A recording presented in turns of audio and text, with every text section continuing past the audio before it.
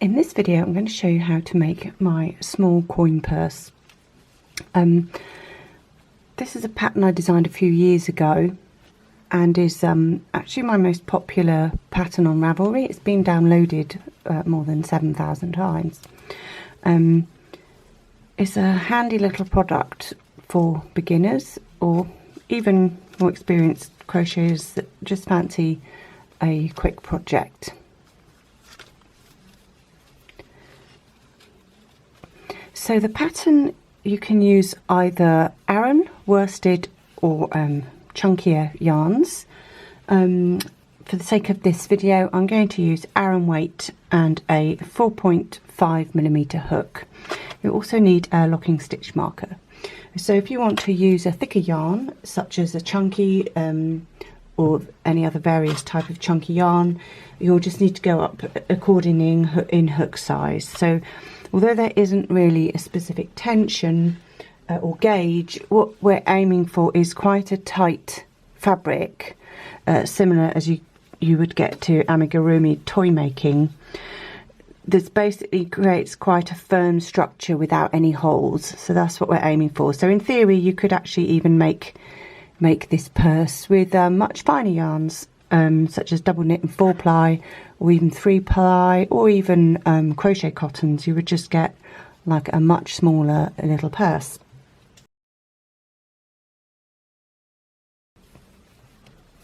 So you can start in one of two ways. You can start with a slip knot loop on the hook and then chain 2,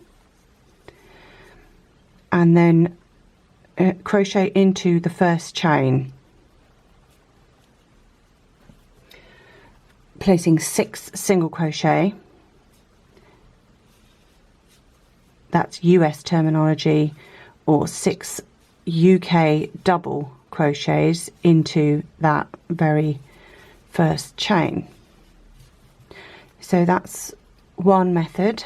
Second method is a type of magic ring. So magic ring is when you start with a loop that's quite open, you crochet into it and around it, and then you pull it tight to completely close up the hole. So we do that by having a short ish tail at the front. We've got the working yarn at the back. The working yarn is attached to the wool. We're going to wrap that round the back of our finger. We're going to let it cross over the tail end. We're going to pinch that. We're going to wrap it back round the back and then back round the front to the point where it crosses over, and we're going to pinch that. So we've basically got 2 strands. We're pinching it. The tail end is at the front and the working yarn is hanging down the back of our fingers. So we're going to remove the loop while still keeping that across the intersection pinched.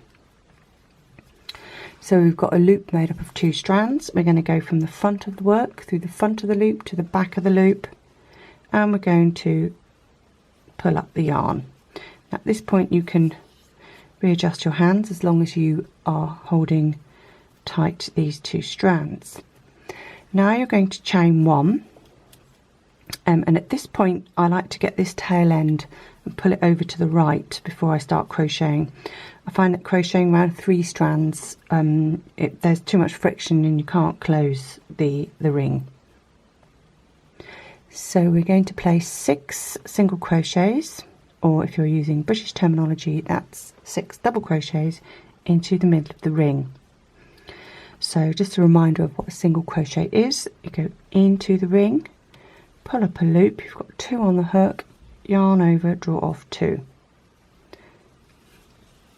So we're literally just going into the ring and around the 2 strands of yarn, and we're just going to make 6 single crochets. 1, 2, 3, 4, 5, 6, which is 6 UK double crochets. We're now going to pull this ring closed. So what you might find when you pull is that one is going more than the other, and sometimes that one isn't pulling through.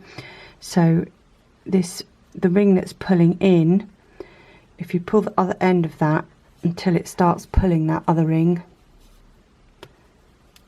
Don't pull the wrong end, otherwise you'll pull this tail end out, and then you can pull it all the way through. And that has closed up that ring. So after the first round you should have 6 single crochets, which is 6 UK double crochets. We're going to be working in a spiral, so it's really important to keep track of the start and end of the round, because there's not going to be any real visual indicator of where the end of the round is. So what you're going to do is you're going to put a stitch marker in the last stitch made. So the stitch isn't the live loop, it's this front and back loop to the right. So a locking stitch marker is best. You can use a safety pin as well, or even hook through a little bit of yarn, a bit more time consuming, but also an option if you don't have a stitch marker. Round 2. From now on, all of the rounds are going to be increases, which means we are going to be making multiple stitches in one stitch. So a single crochet increase is just 2 stitches in one. So in the first stitch we're going to put 2 single crochets, or 2 UK doubles, and we're going to do that to each stitch around.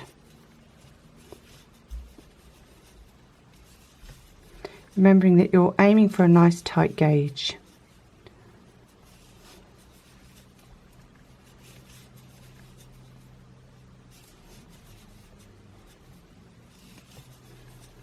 When you come to the last stitch, remove the stitch marker, put 2 stitches in there,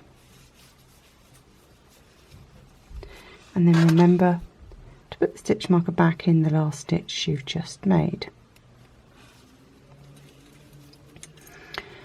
So at the end of round 2 you should have 12 stitches. 1, 2, 3, 4, 5, 6, 7, 8, 9, 10, 11, 12. Round 3. In this round we're going to increase every other stitch. So we're going to put a single crochet, just 1 single crochet, 1 UK double in the first stitch, and then 2 in the next.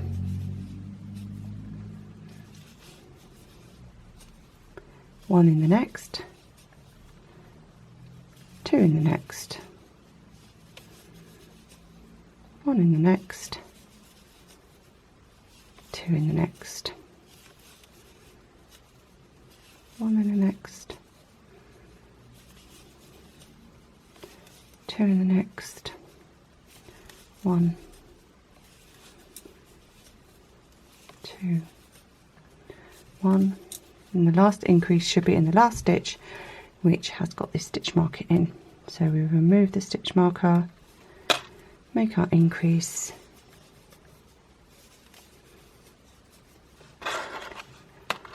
place the stitch marker back in the last stitch.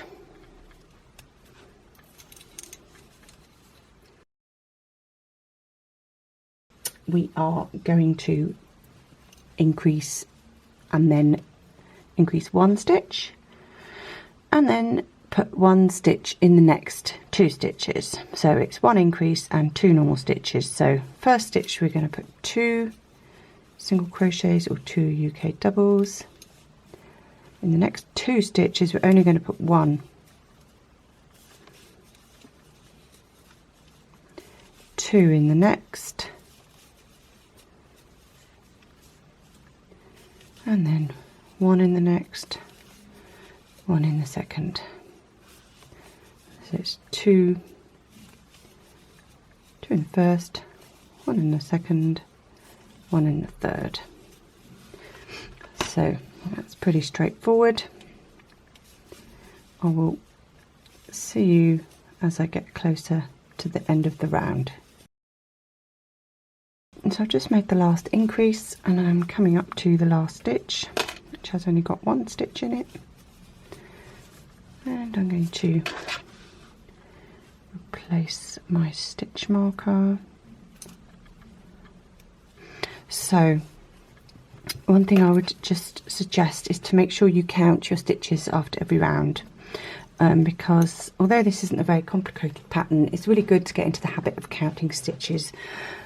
This is the start of this is very similar to amigurumi toy making, so if you're unfamiliar with this and you plan on making more complicated things, it's really good to get into the habit of counting your stitches, because it really helps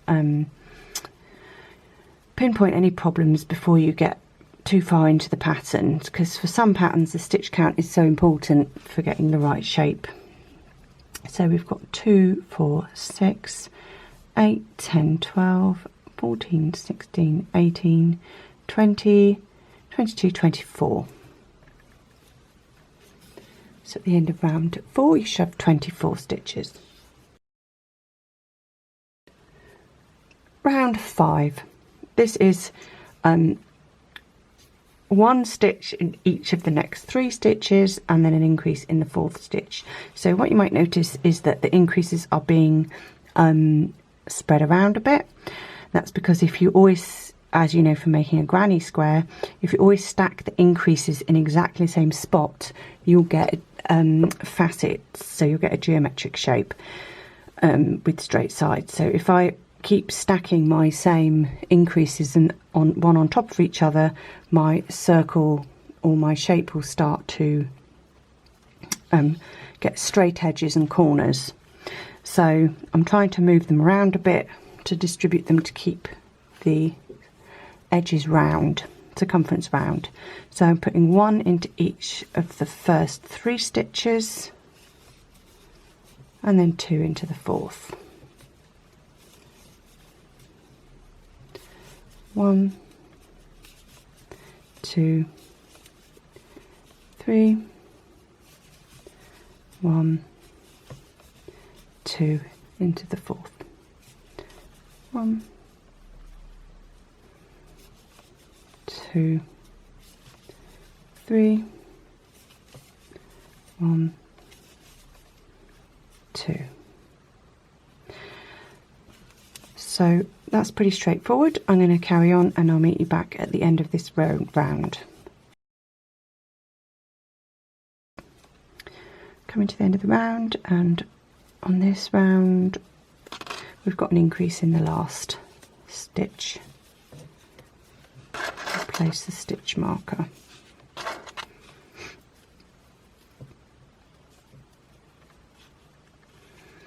Double check my stitch count. 2, 4, 6, 8, 10, 12, 14, 16, 18, 20, 22, 24, 26, 28, 30. End of round 5. Should have 30 stitches. Round 6. This is actually the last increase round before we get into the main body of the purse.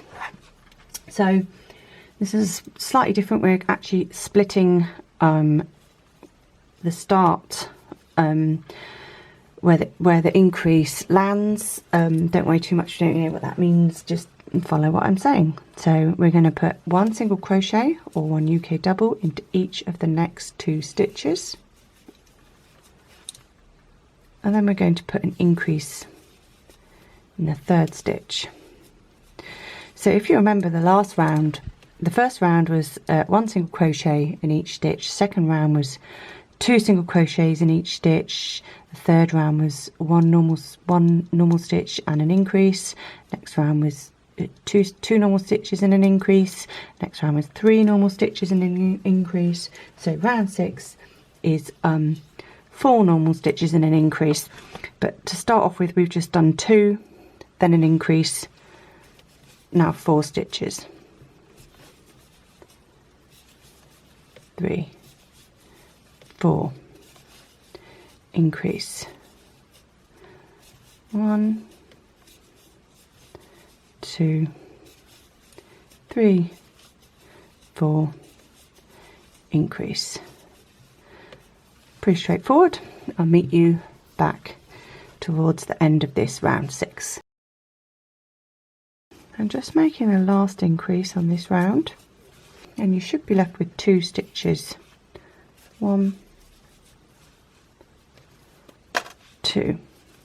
So hopefully that makes sense now, because you started with 2 increase, 4 normal stitches increase all the way around, and then of course because you started with 2, you've got the other side of that at the end, you've got 2 stitches, 2 plus 2 is 4. Let's put the stitch marker back in, and let's just check our stitch count for this round. 2, 4, 6, 8, 10, 12, 14, 16, 18, 20, 22, 24, 26, 28, 30, 32, 34, 36.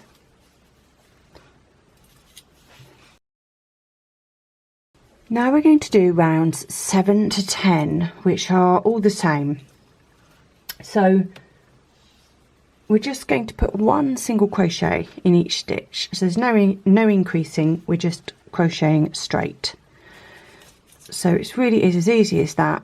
It's 1 stitch in each of the previous stitches.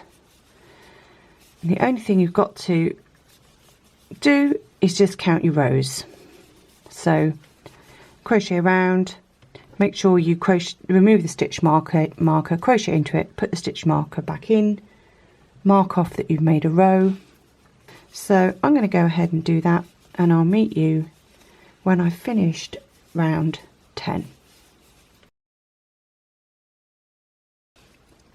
I'm just coming up to the end of this round 10. There's actually 4 rounds from round 7 to round 10. So if you are unsure of how to count the rows, if you count from the middle, where you can see where you've started the round, you can sort of see where your spiral starts. So you can count from there 1, 2, 3, 4, 5, 6, 7, 8, 9, 10. Now I'm at the end of the round here, so it should be the same on this side. 1, 2, 3, 4, 5, 6, 7, 8, 9, 10. So as you can see, it should start looking a little bit like a bowl, really. Sort of taking on this little purse shape. The next round is going to be a decrease round, so we're going to reduce the stitch numbers. So we're going to reduce the stitch count by 4. So we're going to start off with 7 single crochets, or 7 UK double crochets. So that's 1, 2, 3, 4, 5, 6, 7. Now we're going to make what's called an invisible decrease in amigurumi. It's not technically invisible, it's just slightly less bulky than a normal single crochet decrease. So if you know how to make a normal decrease, that is making 2 partial stitches across 2 stitches and then pulling them together, so that although the stitch has got 2 sets of legs, it's only got 1 top part of the stitch. So I'll show you just a normal decrease for a single crochet or a UK double. So you go into 1 stitch, you pull up a loop, but you don't finish off that stitch. You go into the next stitch and you pull up another loop, and then you've got 3 on the hook, and then you yarn over and you finish off all 2 stitches in one go. So as you can see, it's got 2 legs and 1 top. That's preferential to decreasing by literally just skipping a stitch, because that leaves a hole. So an invisible decrease it's basically the same technique as I just showed you, except you're only going through the front loop, and it just reduces a bit of bulk. So to keep a single crochet decrease or single crochet 2 together nice and neat, make sure you keep this live loop under control. If this live loop gets too open like this, it can look a bit sloppy. So keep that nice and tight by keeping the tension on your feeding finger. Go through the front loop of the stitch. Next stitch, pull up a loop. You've got 2 on the hook. Go into the next stitch, front loop only. Pull up a loop. You've got 3 on the hook. Yarn over, draw off all 3.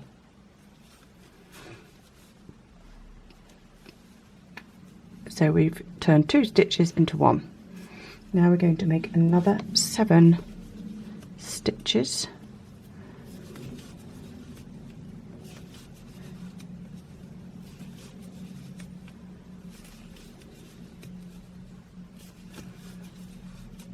And another single crochet decrease.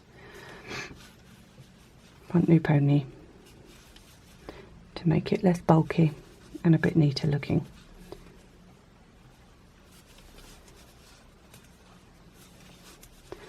Seven single crochet. So I'm just going to carry on like that. In total I should end up making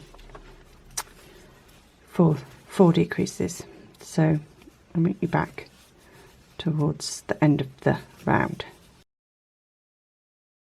I'm coming up to the end of this round 11, and the last stitch is a invisible decrease. So through the front loop of the first stitch, pull up a loop, through the second loop, front loop of the second stitch, pull up a loop, 3 on the hook, yarn over, draw off all 2, and remember to place the stitch marker back, otherwise it's really difficult to know where you are. So at the end of this round you should have 32 stitches, so we need to count and make sure that that's what we've got. 2, 4, 6, 8, 10, 12, 14, 16, 18, 20, 22, 24, 26, 28, 30, 32. Brilliant. The next 4 rounds, rounds 12 to 15, are nice and easy. We are just putting 1 single crochet in each stitch. So remember to keep it nice and neat and try and keep your gauge nice and tight. I'm going to go ahead and do the next 4 rounds, remembering to place my stitch marker each time and put it back. And I'll meet you back when I'm ready to start round 16. So I'm just coming up to the end of round 15.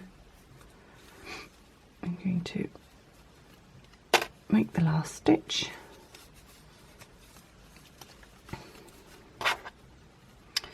And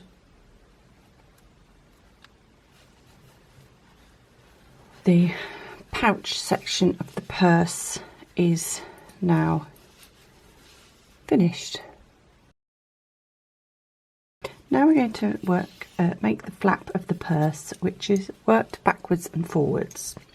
So although we're working backwards and forwards to make the flap, it's not worked in the same way as you normally would with a normal piece of crochet, because as we're working the flap we will be attaching the sides of the rows to this part of the pouch. So don't worry too much about that, just follow the instructions and you should be fine.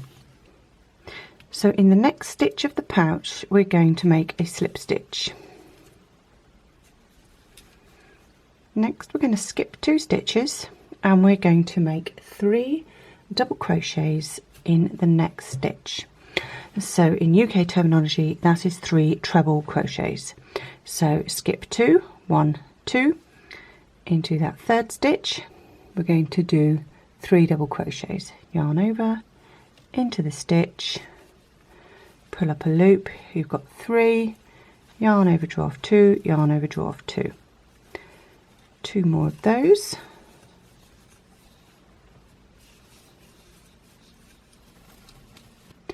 and then in the next stitch we're also going to put 3 double crochets or 3 UK trebles.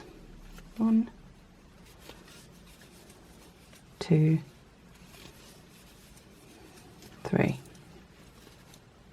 Skip 2 stitches, 1, 2, and make a slip stitch into the third.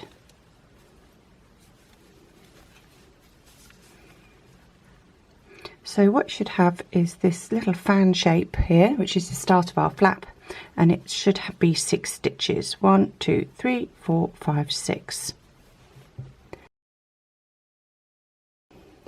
Row 2 of the flap. So we need to set this up first, so we're not going to turn the work yet. Instead we're going to chain 3,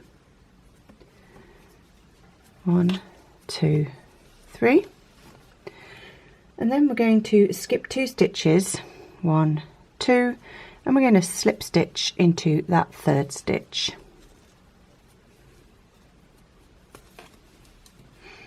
So basically just setting ourselves up ready to turn the work. We're going to turn the work and we're going to work into the slip stitch of the previous round that we did just before the chain 3. We're going to do a double crochet or a UK treble into that slip stitch. So if you look at where the chain is, at the base of that chain, 1, 2, 3, the 4th stitch is the slip stitch that we want to work into. So it will be quite tight, but that's fine, we can still get in there. I'm going to put in 1 double crochet into that slip stitch. Next we're going to put 2 double crochets or 2 UK trebles into each of the 6 double crochets from the previous round. So 1, 2, 1, 2, 1, 2, 1, 2, 1, 2, 1, 2. Next we're going to skip the slip stitch join that we did at the beginning of the row 1 of the flap, and also skip 2 single crochets or 2 UK doubles from the body of the pouch.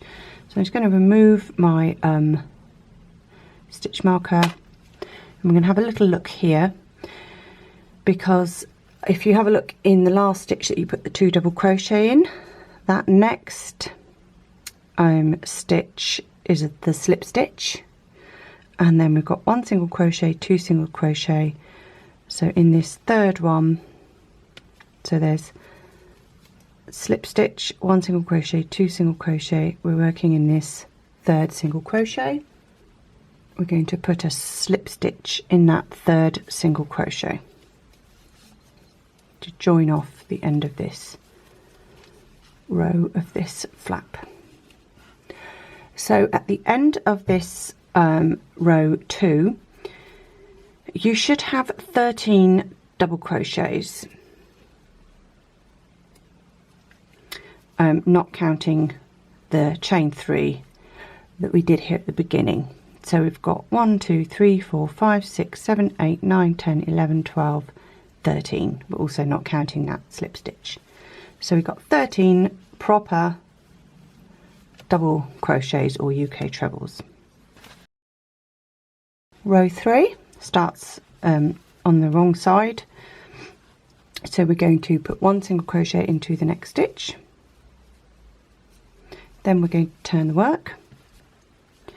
Now I'm going to do a row of single crochets or UK doubles, and there's going to be some increases but not in every stitch.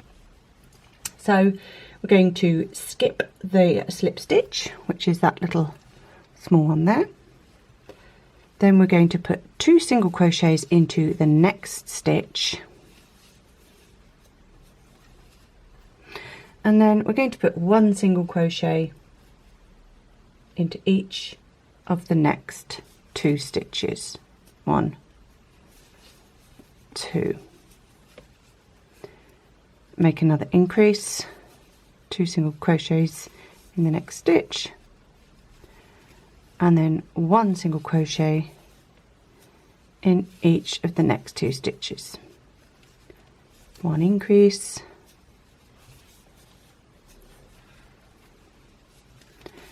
2 single, 1 in each of the next 2, an increase, 1 into each of the next 2, put a increase in the last stitch, and slip stitch into the next stitch of the pouch.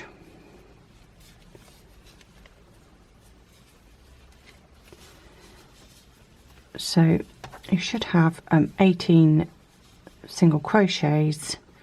1, 2, 3, 4, 5, 6, 7, 8, 9, 10, 11, 12, 13, 14, 15, 16, 17, 18, and 1 slip stitch. Now I'm going to do row 4, and this is going to include the button loop. So we're going to single crochet into the next stitch of the pouch and turn the work. So working into the front loops only. So here you can see the side we're working on. If you tilt the work forward, you can see front loop, back loop. We're only going to be working into those front loops, and we're going to put 1 single crochet into the slip stitch. So we're going to skip the first single crochet, and we're going to work into the front loop of that slip stitch. So you just got to have a little look at that, because that can shrink quite small, that slip stitch, and you don't want to miss it. So I'm going to single crochet into the front loop of that slip stitch, and then I'm going to put a single crochet in the front loop of each of the next 8. So that's 1, 2, 3, 4, 5, 6, 7, 8. Now we're ready to make the button loop. So this, obviously the size of the loop depends on the size of your button, so it would be good if you had a button ready to use. I've actually got this quite large retro wooden button, so it really depends how long the size of your button depends on how long you're going to make your chain, and also where you're going to position it. So in the pattern, I just suggest a chain 6. So in the next stitch, you're going to go through both loops, just because we want a bit of stability, and you're going to single crochet or UK double, and then chain 6. As I said, you might need a bigger or shorter or longer chain depending on the size of your button, but for me that's not really going to be long enough. Maybe another 2. If I do mine chain 8, that's still not going to be good, not long enough. Let's try 10. Single crochet back in there, so that's how you can sort of gauge it. I've just done a chain 10 and single crocheted back in the same spot, and then I'm just going to imagine, does that fit through there? It does. And in fact, maybe I could even do a chain 9 really, because a single crochet also adds a little bit of length. Let's do a chain 9, see how that fits my button. That's nice. You want it kind of a little bit of stretch going on there, you don't want it too baggy. That's kind of perfect. So there we are, got my button loop, and I'm going to carry on working in the front loops only of the next lot of stitches.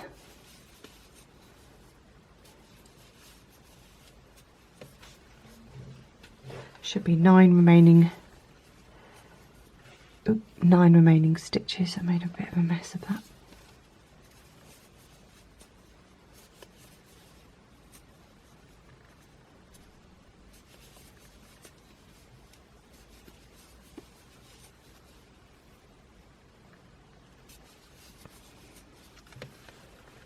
And to finish off, we're going to put 1 single crochet in the same stitch where there's a single crochet from row 3. So it's basically this first occupied stitch that we can see on the body of the pouch. We're just going to put a single crochet in there. Next, we're going to cut our yarn, fasten off by pulling through. Next, you might want to sew in that end.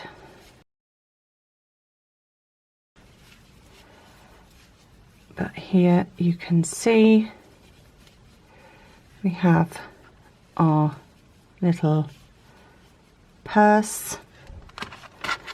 I'm going to sew the button on, so let's just get it into shape. Fold the flap over. Button is gonna go there. So I don't profess to know how to be able to tell you how to professionally sew on a button. I'm just going to show you what I do. So I've got a needle and thread, which I've got double thickness here. I'm going to position the button in the spot where I want it. Just going to be there. I just want to make sure it's in the middle.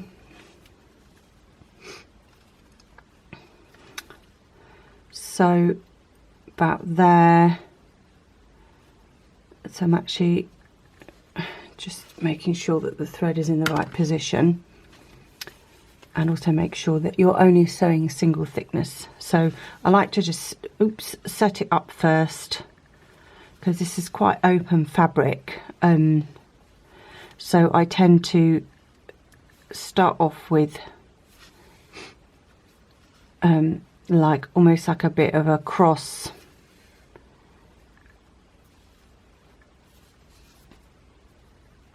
shape, just to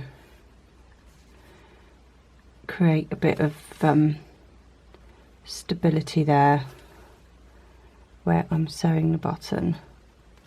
So this is just like a foundation, really. As I said, you know, I don't claim to be know anything about crochet sewing.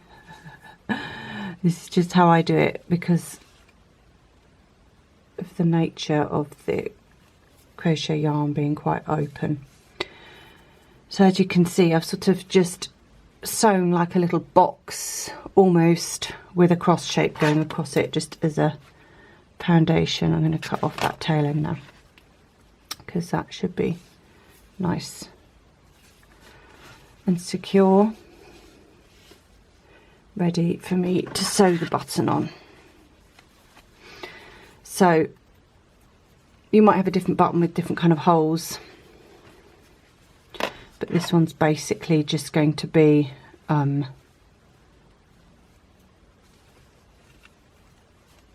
crocheting, crochet on the brain, sewing through over the top of this hole, this sort of between the two holes and across the top of this little bar. You might have a 4-hole button, or like with this one has just had like a little loop there. So I've chosen a yarn that's similar in colour to my button, because as I said, I didn't think that ochre would look very good on this button. So what I'm going to do is just go backwards and forwards over the top of this button bar, until I get what looks like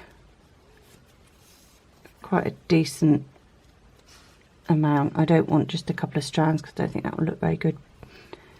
But again, you might have a different button, different, you know, might not bother you. Just putting a few in. I've caught in some ends that I didn't sew in. Okay, I think that will do for that. And the other thing I do like to do when I've sewn on a button is, although I've finished on the wrong side, I've sewn a tail end in there. I should have been a bit neater. Okay, that's better. I do like to come back through to the underside of the button, not go through the buttonhole, and then wrap the cotton around the stitches I've done a few times. Just neatens it off, back through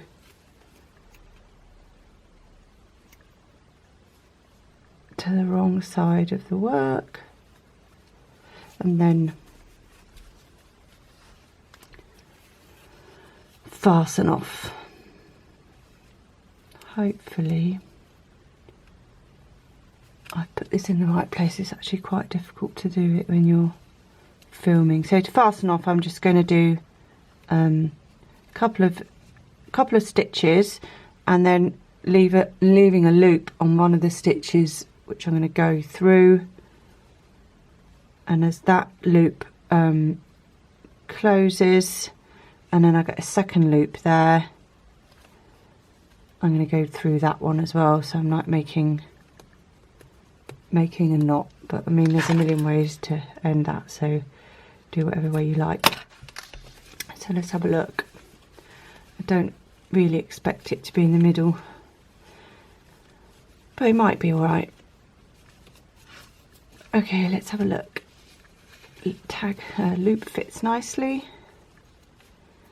Button, yeah, that's okay. I might prefer it moved down a bit.